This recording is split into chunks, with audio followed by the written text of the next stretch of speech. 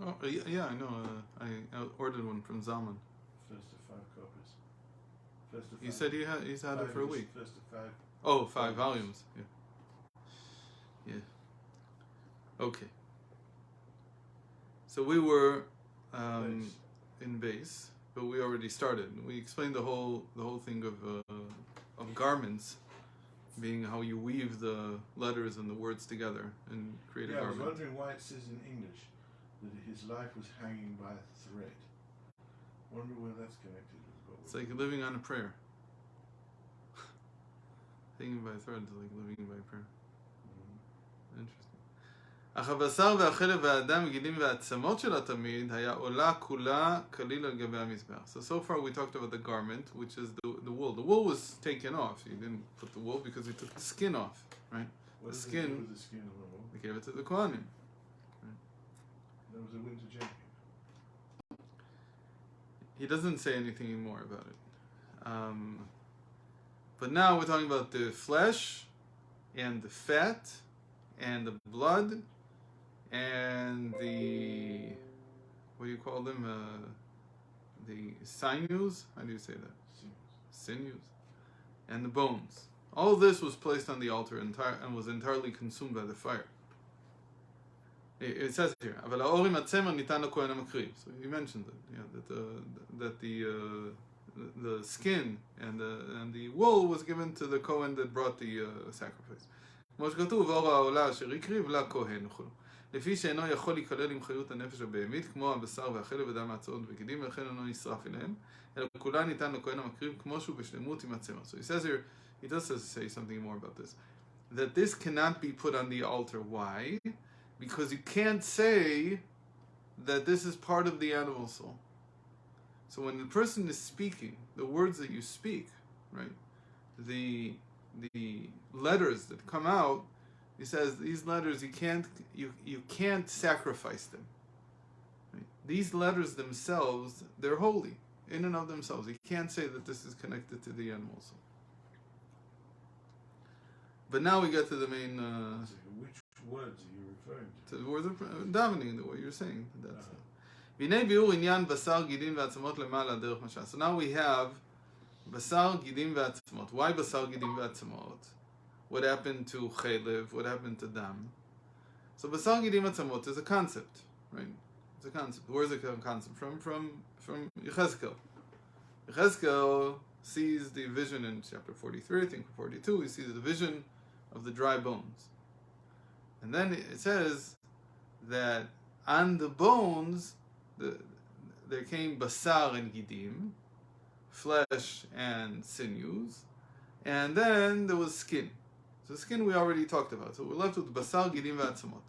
So it's a concept in the Kabbalah, in the Torah, everywhere, that there's these 4 levels: basar, gidim, atzamot, o. Sorry, atzamot, gidim, basar, o. That's the order. It's the same thing as domem tzomech chaim medaber. Same as we have the mineral, vegetable, animal, and these 4 human. Are all of the same kingdom. These are the 4 within the human. Yeah. But just like in the nefesh, ruach, neshama, yichida, each one is also divided into 5. Right, so you have 25 levels altogether. And in the Arizal, at least in one place, more than one place, in a lot of places, there's 125 levels because there's an inter-inclusion of an inter-inclusion, so it's 5 to the 3rd. So here you have 4 to the 2nd, 16. So obviously, in a mineral, it would be harder to understand what are the 4 levels, okay, within the mineral. But in the vegetable and the animal and the human, it's very easy to see. Okay, but you're right. There's a subset within the human. So now what he has is he wants to understand what these mean in prayer. What do these correspond to? What is the atzamot? What are the bones? What is the flesh? What is the sinews? So he says the first step to understanding this, Yuvan, mimash katuv b'sifrei chokhmat hanituach, as it says in the books of surgery. But it doesn't mean surgery the way we understand surgery. It means surgery, anatomy. Right? Anatomy. שהתהוות העצמות נמשך מהמוח. that the bones are from the brain. In the bones you got bone marrow. Okay, there's a connection. Really, the way they understood this was according to the color, because it's white. The brain matter is gray or white, and the bones are white. So this somehow gives birth to this. So how it was in Galenic medicine, that I didn't have time to research. I don't know what it looked like, but it was probably something like this. They worked something like in the same way. It also could be that they saw that in the development of a fetus, it might be that they saw something like that. Why? Because it could be that the first sign of bones, I don't know, I'm guessing, is the bones that form around the brain. And so you don't see any other bones forming from something. So it could be that they saw that the brain, it's as if part of it becomes the bone around it, the skull. It could be that was the reason for it, that they said this. And that would make some level of sense. I don't know how much sense it makes today, but maybe that's what you see. I don't know. In any case, like I've said many times, the sages didn't care if science thought this way or thought that way. They knew it would change, because they understood that lower knowledge, mundane knowledge, is constantly changing. What they cared about was, does this reflect some principle in Torah that is correct? And can we use this scientific, right, in their time, scientific finding or whatever, theory, to support what we want people to understand in Torah? That's what they were interested in. They were about Torah, not about science. Not that we're against science, but they knew that science changes, so you can't put your signature on it and say, oh, this is right. So they used it as a parable. So what does he say here? He uses it as a parable also. Could be that even in the Alter Rebbe's time, for sure they knew this wasn't true. I don't know. But it doesn't matter, because in the books of anatomy, it says that the bones come from the brain, and the flesh comes from the blood, because they're both red. Maybe. That's how it looks like in the Gemara at the end of Nida. Shemishkano belev, and blood comes from the heart. So we have here something very interesting. So we have that the emotions. So sorry, that was my son, my little son, so I had to answer. So the emotions give birth to the flesh. And the brain, meaning the mind, the intellect, gives rise to the bones. So we have here a very good starting point to unravel the symbol, right? So what does it mean that we're putting a sacrifice on the altar that has the bones and the flesh and the sinews going on it? So right away you understand the sinews are something in between the bones and the flesh, even before he says it, you see it, right? Because that's what the sinews do, right? Sinews, by the way, there's two types. There's actually three types. He's not going to get into it, but they called gidim three different things. The nerves, they called sinews, gidim. They called it gidei moach, the vessels of the mind, of the brain. They had the cardiovascular system, the veins and the arteries, which they called gidim also, and then they called that gidei alev. And they had the sinews that are on the bones that connect the muscle with the bone, which we call sinews today, and that they call it gidei atzamot. Okay? So whenever you see the word gidim in rabbinic literature or in later medieval literature, you have to understand what the context is. Which sinews are they talking about? Because they only had one word. Today we have orakim and what's the other one called? What's it? Artery is called an orik, but a vein is called a, I don't remember. They have a name for it. Vein question. Yeah, it's a vein question. And the veins of the brain we call atzabim, which is very strange, right? Because atzabim is really an idol, right? Lechem atzabim, ochlei lechem atzabim. What's atzabim? Atzabim are idols. So why in the world would you choose all these questions about usage of words today? No, my teacher. The only thing that stayed the same was Gidei Atzamot, which we call Gidim today. We still call it Gidim, still call it by the name they use here. But now we have this beautiful correspondence that the bones are like the mind, and the flesh is like the heart, or the emotions. So the heart, like we said, it's the emotions, it's the midos. Ahava v'ira, love and fear. She'en hen b'chinat retichat adamim shebalev hagashmi. Ahava ra'at, avot gashmiyot, v'nitzuach. So which midos do we mean here when we say the heart? We mean that naturally in the heart there are emotions that are negative. Why? Because initially the heart is the place in which the animal soul resides. What that means is that you have to think, at least have some suspicion, that if you're excited and you feel hate, that it's not a really good thing. You have to have at least a little bit of suspicion that it's not a good thing, because it's probably coming from the animal soul. But that's easy with hate or fear. But with love, that's more difficult to tell people that what you feel now, love, is not what you think it is. It's actually love that's coming from the animal soul. It's self-interest.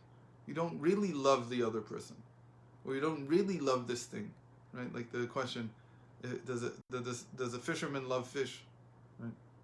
He loves them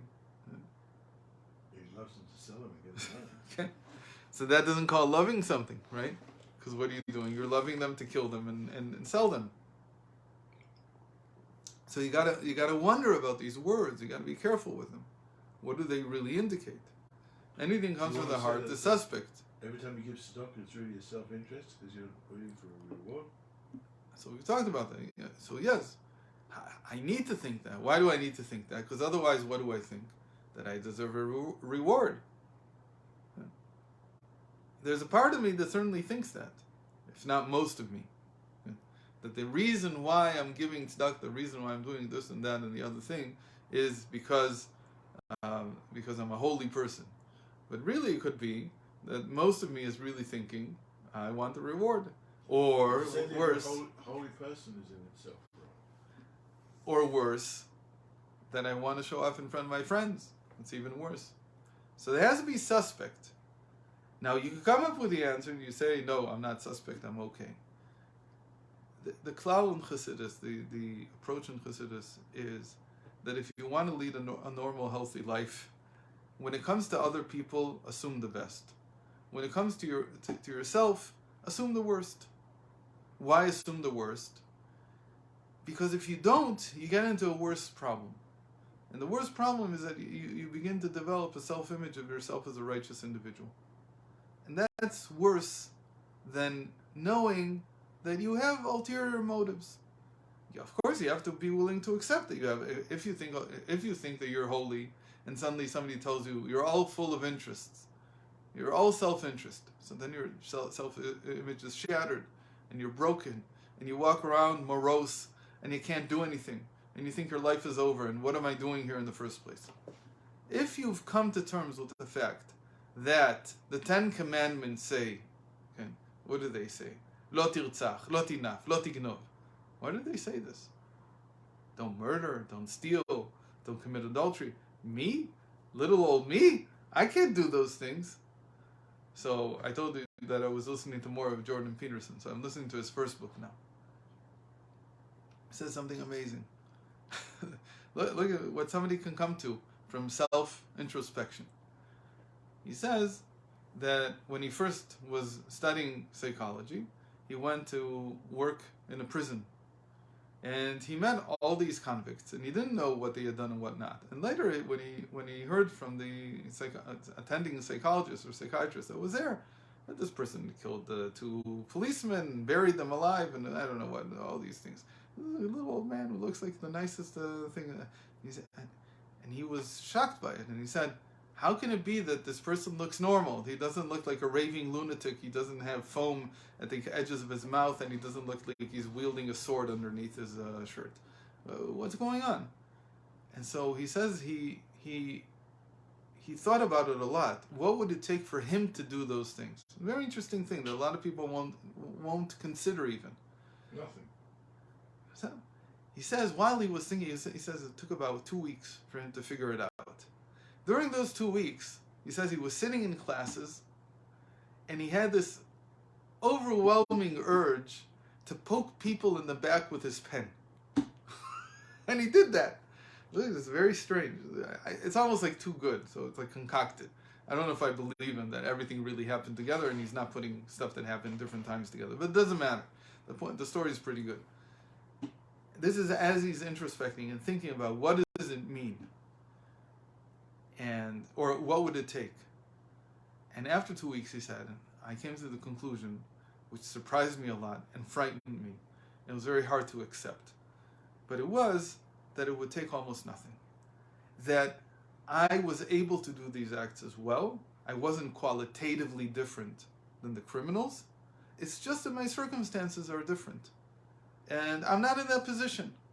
And he says that the minute that he came to that realization, he stopped having this overwhelming urge to poke people in the back with his pen. And he connects the two. He says it was like when you're thinking about something that you need an answer for, it comes out in different ways. One of the ways that it came out was, why am I poking people in the back? What's going on here? It's to show me that I can stick a dagger in somebody's back. I have no problem with that. This guy doesn't believe in Torah. This guy doesn't believe in Hashem. He does. He does. Of course he does. But he doesn't know Chassidus. Yeah, there's a mimer from the Alter Rebbe.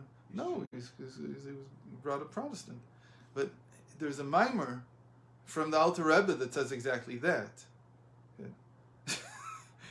The Alter Rebbe didn't come to it from just introspection. The Alter Rebbe came to it because he understands it. That's what Torah says. It says it's a 10 Commandments meforash. It says it in the 10 Commandments. I am Hashem your God. You should have no other gods above me. And you should not take my name in vain. Keep Shabbos. Respect your parents. Don't murder. What? How do we go from this to that? I thought the 10 Commandments would be about the greatness of man.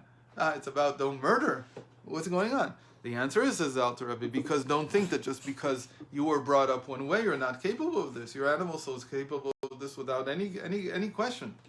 It's just that Baruch Hashem, you're in a different reality. You live a different type of life, and hopefully that will prevent you from doing these things. And even when you come to a situation in which your animal soul will scream out, kill him, your divine soul will say, I'm not listening to you because I suspect that everything you do is questionable. And incredibly, there's a sikha from the Rebbe about this. The real answer is that you don't do it because I would do it happily, but if I get caught, then I'm in prison the rest of my life. That's not divine soul. That's the what we call the intellectual soul that understands that the repercussions are not going to be very pleasant. The Rebbe said something very interesting about this, what we just said, about Pinchas. Pinchas came and killed Zimri. So what did everybody say? They said what they should say about themselves, they said to him. They said, every act of retichat damim, of the blood boiling, right, is suspect. Why is your blood boiling right now? Out of holiness, out of zealotry? It's boiling out of the fact that you're a coarse individual. And they said, Shepitem skeno agalim la'avodah zara. You're zakein. Who's your zakein? Who's your... Yeah. So Yitro, is it not Yitro? Elisheva was his... Yitro was his grandfather. How was it? Yitro, Pinchas' grandfather. Aaron was... No. Pinchas was a descendant of Yosef on one side and Yosef, not Yitro. Yitro on the other side. No, it's Aaron. It's no Yitro. It's not Moshe Rabbeinu. No, because Yitro's mother or brother was a sister of Moshe Rabbeinu's wife. You're saying Elisheva, okay. That's what I thought you were saying. Okay. Elisheva, Aaron's wife, was the sister of Hashem Yerachem. Wow. The Black Pearl. Talk about blackout. No, she was called the Black Pearl. Said, Yocheved? No. That was Moshe's mother. wow. It's like completely blacked out. I can't remember the name. Maybe somebody's gonna write it. Yeah.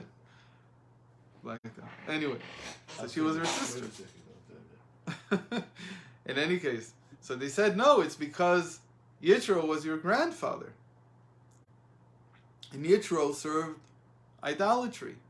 And idolatry, if you've ever seen, even in documentary films or whatever, you ever see how the Inca, how the Aztecs, there you get to see. Tzipora, thank you. Tzipora was Elishaba's sister.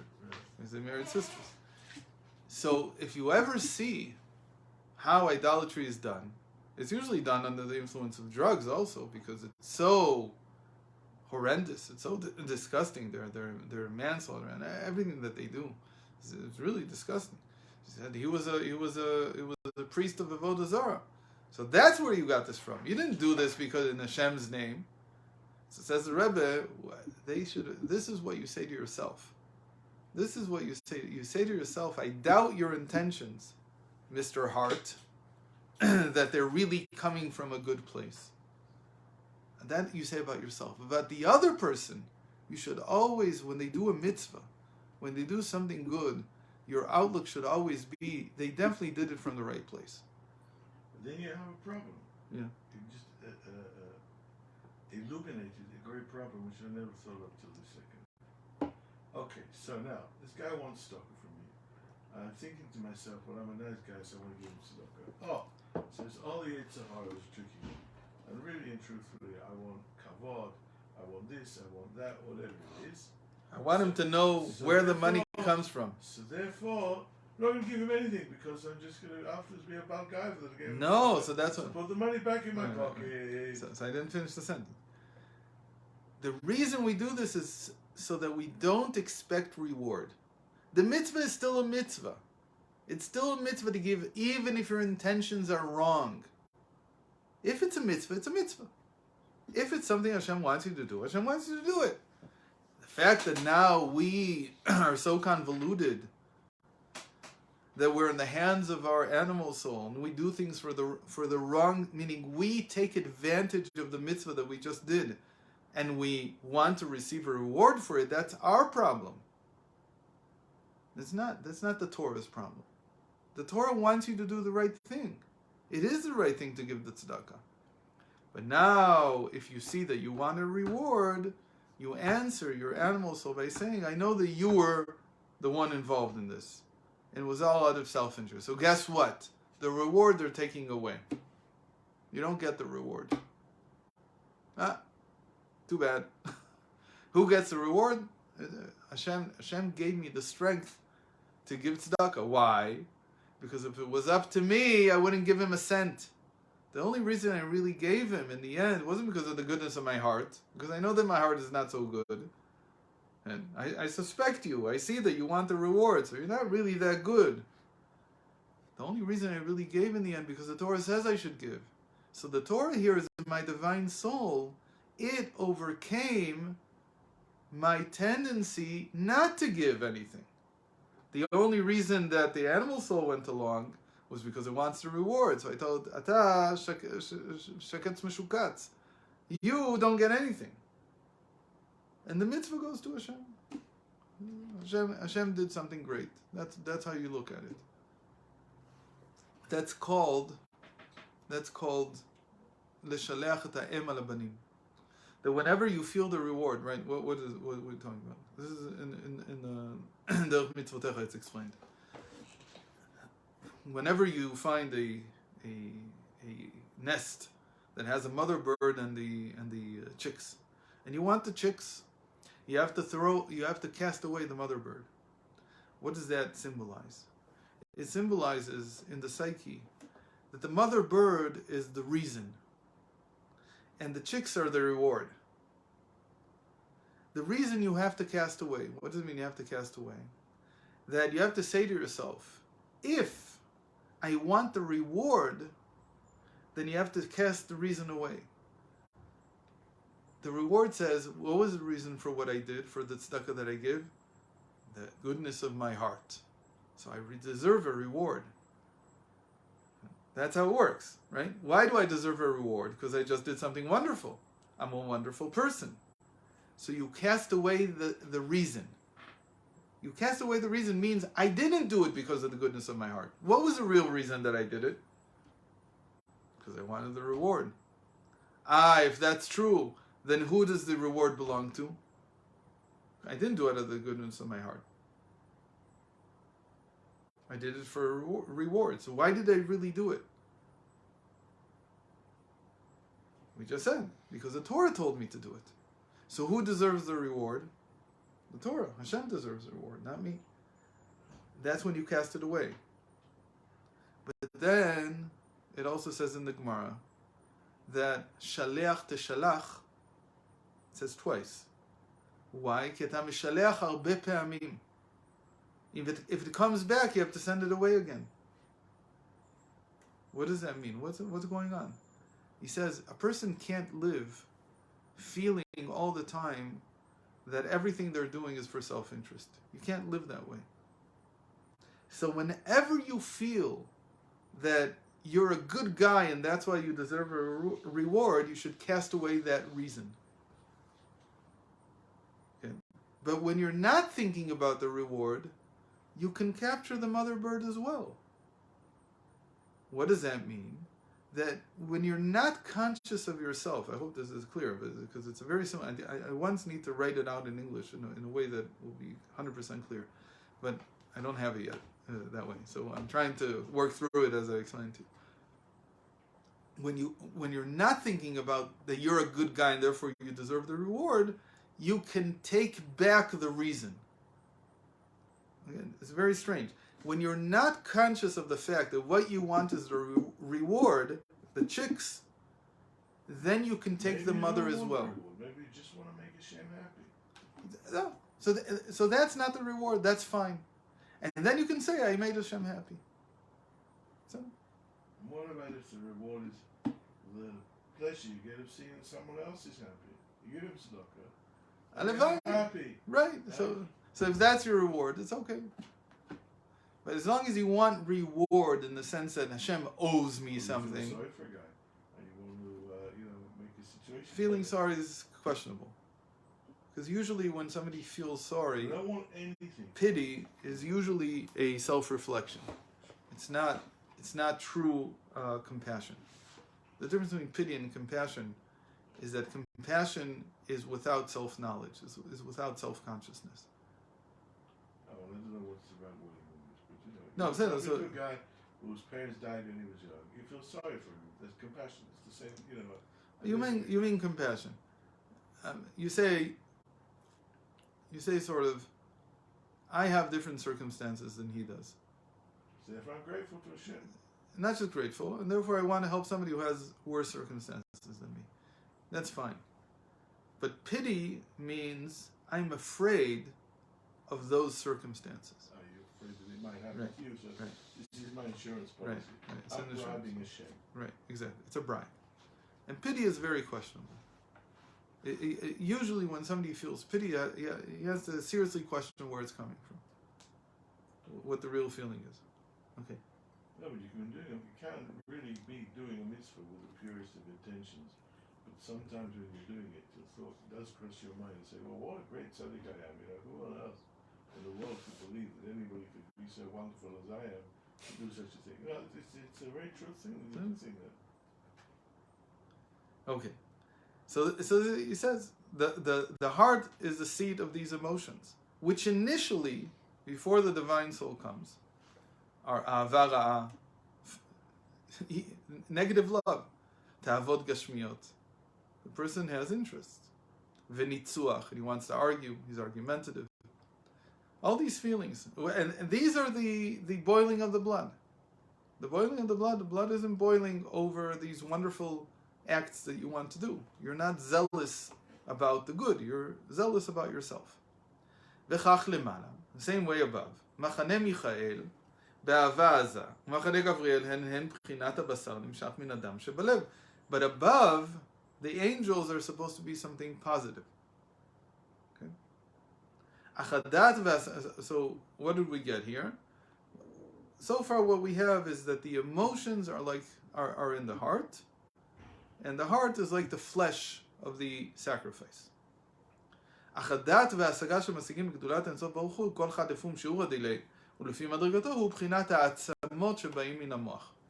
But the intellect, the thoughts, how much I can grasp, comprehend godliness, that is the bones, because that comes from the mind. What do we do with this? והנה, הגם שהמידות הן לפי הדת וההשגה, usually a person's emotions are dependent on how much he comprehends. What do we mean?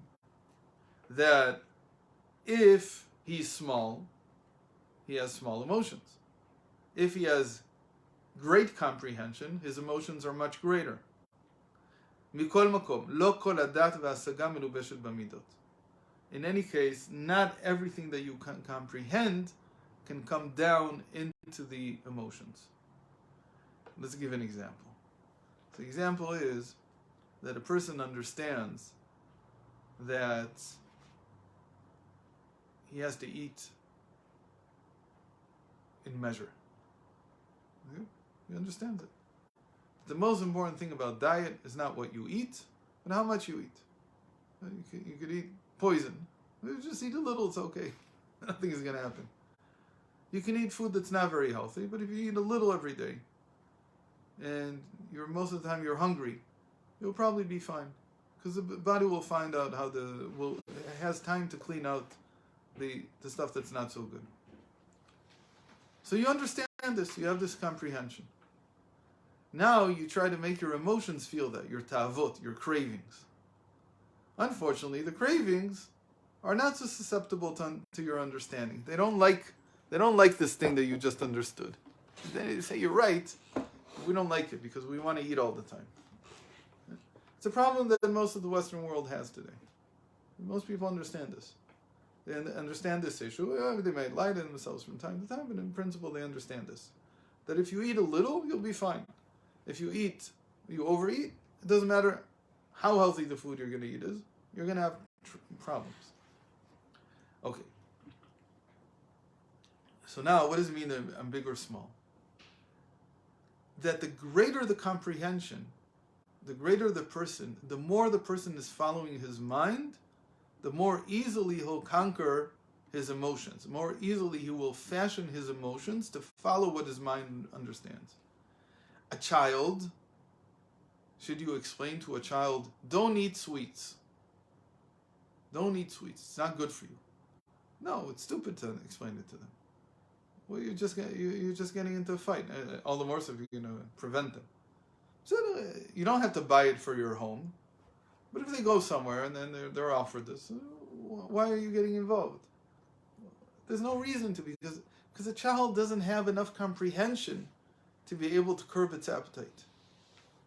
You're just putting him in an impossible situation. What do you need to wait? You need to wait until the person has enough understanding. And then you say, but if he ate sweets all the time, he's going to have a really hard time curbing his appetite. No, it's true. But if you at home didn't bring these things in, or you brought them in and measured amounts, and you didn't have that much, so that you didn't develop this tremendous craving for sweets, and once they're older, they'll understand that this is the most important thing about health. Everything else, don't worry, it'll take care of itself. Just don't eat too much. So again, it depends on how old they are. The more the mind is developed, the more the mind understands, the easier it is to control the urges, to control the emotions. The same thing about how you act. It's not nice to say to people ABC. So if it's a 5, 6, 7, 10, 15-year-old, you can say that from now till the end of time. They won't be able to control it yet. But you say it to a 20-year-old, they already have enough brains to understand there's certain things you don't want to say. And you see a big change between when a person's 18 years old and when they're 22. You see a huge change. Suddenly, for most people, they learn how to become a mensch. They learn how to act with other people. And how did they learn suddenly so much? They learned because their brain grew, and they now understand. They understand, and therefore they find it easier. Not doesn't make it trivial, but they find it easier to control the way they talk to other people and not to say certain things. I grew up when I was about 45, so it took me until 45. My brain was big enough to begin to understand that there's certain things you shouldn't say to people. Some people never outgrow it, and then they use it. They use it. What? I'm still working. Yeah.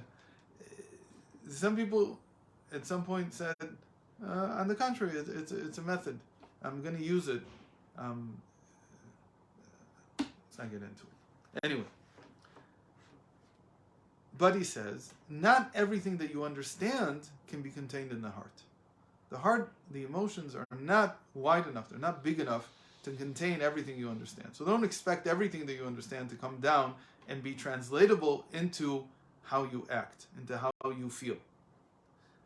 So there's something left over. שערי ההשגה הוא בגדולת אינסוף ברוך הוא, שכשמו כן הוא, אין לו סוף. ומלכותך מלכות כל עולמים, למעלה עד אין כסף, למטה עד אין תכלית, אין לו תחילה, ואין לו תכלה. וכן ממשלתך בכל דבר דור, שבכל עולמים בכל דבר דור, שמבחינת עולם ונפש וגם מבחינת שנה משך הערת אינסוף ברוך הוא, כמו שכתוב לעת אתר פנוי מיני, ממש. All the more so if you're talking about godly understanding. Here we just talked about psychological understanding. But what about understanding the divine? When you understand the divine, you see that it is infinite. So not everything you can understand, even though you can't understand the infinity, but you can understand a lot, even more so that it can't come into the emotions. So you can't expect everything to be enclosed within the heart, everything that you learned. It just doesn't work. The mind in this respect is bigger than the heart. Okay? ואם כן, אם הייתה כל ההשכלה מלובשת במידות שבלב, לא היה ביכולות המידות העבר להכיל ולהגביל להשגה כלל, אלא היו מתבטלים ממציאותם. What would happen, he says, if the heart would understand everything that the mind says? The heart would blow up. You would have no emotions, right? If you don't know what I'm talking about, then you go to Star Trek, and there's a guy there called Spock. You've never seen Star Trek? You saw Star Trek. Spock is not a human. What's his problem? His problem is that he's all rationality, he's all mind. And because of that, he doesn't have any emotions. And he controls his emotions entirely, even.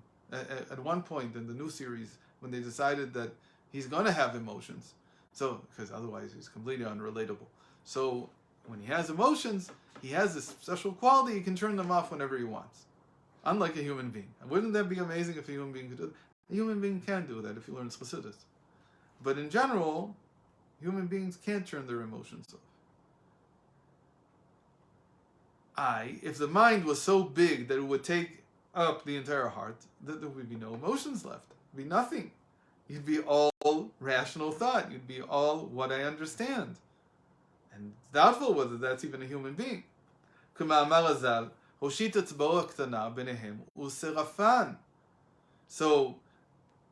Hashem is like the divine, putting his finger in between the angels, and the angels are like thoughts, and they're like the emotions. And here we're talking about the emotions. Michael and Gabriel here are like the emotions. So if Hashem puts his little finger between them, they burn and they disappear. So all the more so, if you bring divine thought into limited emotions, like the ones in our heart, it will cancel them out completely. So therefore, there's tzimtzum. He says, this is where tzimtzum happens in the person. That not everything that I can understand and think of, I can also bring to my experience to feel and have emotions about. There has to be a tzimtzum, there has to be a contraction. Saying that what the Arizal talked about, that from the infinite we went to the finite, that also occurs in us all the time. Meaning that a person is learning Torah, and he comes to some contemplation of God, and he understands something wonderful, but the heart can't contain it. And if he would try to bring it down into the heart would explode. Not literally, maybe, but figuratively. And he would stop being with emotions. He wouldn't be a person anymore. So how does he conquer that problem? So he has to have contraction. They have to understand that not everything that I understand can come into the emotions. אלא ההשגה מתלבש במילות מבחינת הערה מצומצמת, מעט מזער מההשגה שבמוח נמשך להתלבש בלב במקום המידות. So there's only a small fraction that goes from the mind into the heart. And הם בחינת גידים ועורקים המחברים העצמות עם הבשר. For that you need the sinews. What do the sinews do? They connect the bone with the flesh. And really, he says, they